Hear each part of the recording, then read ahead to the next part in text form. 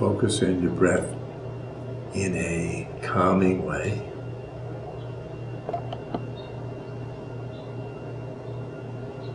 Breathe through your nose. That's helped me magically.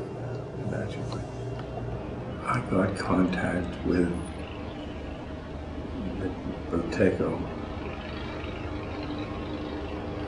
group in Woodstock. One of my doctor friends lives in Woodstock, and he introduced me. And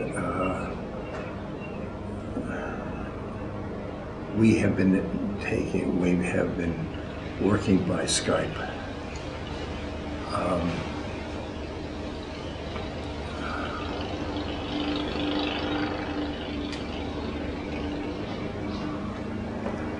She is very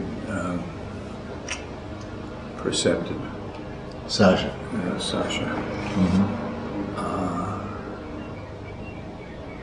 She watches my breathing.